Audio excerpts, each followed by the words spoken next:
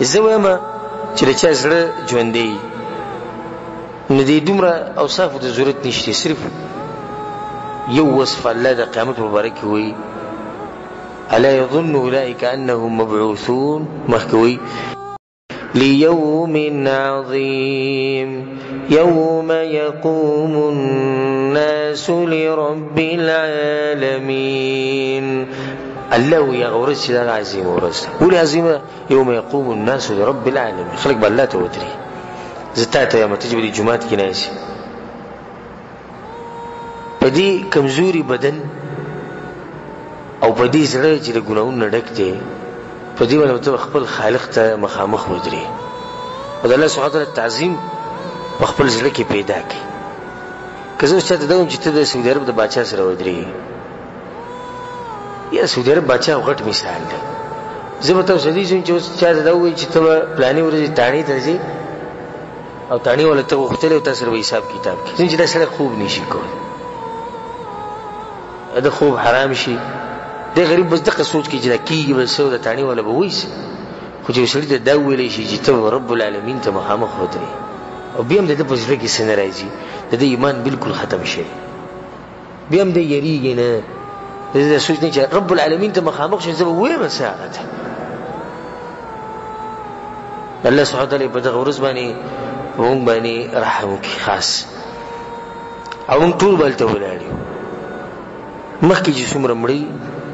او اوس چې څومره دي او څومره چې را روان دي دا ټول به هلته ودرېږي. په دغه حالاتو کې چې 50,000 کاله انسان ولاړ دي، ته نه اوبه میلاوېږي نه ډوډۍ میلاوي، چې 50,000 کاله خلک ولاړ دي، نه خوراک نه څښاک او نه د ناستې ځای او نه د سوري ځای الا من رحم الله، چې هغه کوم اوچت خلک د هغو له به الله خاص سوری ورکوي. دغه باره کې بیا رسول صلی الله علیه وسلم وایي چې دا نور به خلکو ته رانږدې شي او د 1 میل په فاصله باندې وي. اوس دا نور زموږ نه په زرګاو په لکاو په کروڑاو میلونو باندې لري، دا موږ یې تنګ کړي او په هغه ورځ باندې به دا د 1 میل په فاصله کې نو خلک به په خولو کې ډوبي. رسول صلی الله علیه وسلم څوک د ګیټو پورې، څوک د زنګنانو پورې، څوک د نامه پورې، څوک د خولې پورې، اعمالو مطابق خبرې وي. څومره اعمال دومره بدای. رسول صلی الله علیه وسلم مخکې ومنهم من یلجمه العرق الجامه، او ځینې به داسې چې به د خولو کې به بلکل دننه پراته نه چا اعمال چې ښایي هغه به نه وي، د چا هغه چې لږ کمزوري یا ګیټو پورې چا چې زموږ به څه حالي دا سوچ وکړي چې ته به کم وکړي، دا بلکل چې به خوله نه وي دا وکړي ګورې که نه دي ګیټو پورې که نه زنګنانو پورې به کیدای شي نامه پورې، کیدای شي د خولې پورې او کیدای شي. الله دې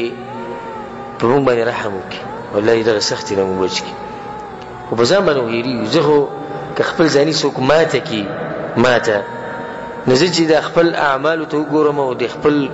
ګناهګار بدن او د زړه ته وګورم نو زه په دغه کې هم ځان نشم شمارلی چې خولې پورې به مې خوله راشي، په دغو کې ځان نشم شمارلی. د خپل اعمالو ته وګورم او د خپل کارونو ته وګورم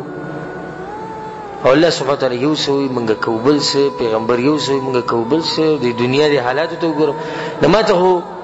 زه دا نشم ویلی چاته چې زه به په دغه ورځ په دغه خولو کې چا به خولې ته رارسېدلي، دغه درجه کې مې زه ځان نشم شم. الله دې صرف او صرف که په موږ باندې خالص د الله رحم وشي نو دغه به وي، نو نور خو څه نشته. دا خلک به په دې حال کې ولاړ او کله چې نور را جمع شي د خلکو ته نو په دې خلکو باندې به یو غټ مصیبت راشي. دا غټ مصیبت دی که نه، دا زړونه به دې مرۍ ته راورسي. کله چې به انسان باندې دا سخته ډېره شي که نه، لکه دی وایي چې دا زړه مې په دې ځای کې دی او لږ څه کار دی الټۍ کوم او دا زړه رانوځي. چې کله انسان ډېر سخت خفه شي او صدمو ته راشي، دا هر چا سره دا شوي سړي ته एकदम خبر راشي پلار دې مړ شو، مور دې مړه شو، بل څه دنیوي مصیبت پر راشي एकदम دلته مرۍ غریب ونیسي، خبرې نشي کولی، په سترګو کې اوښکې راشي. نو خلک وایي زړه د غریب زړه خولې ته رارسېدلی، په دې ورځ چې به کوم زړونه خولې ته رارسي د هغې تپوس مه کوه.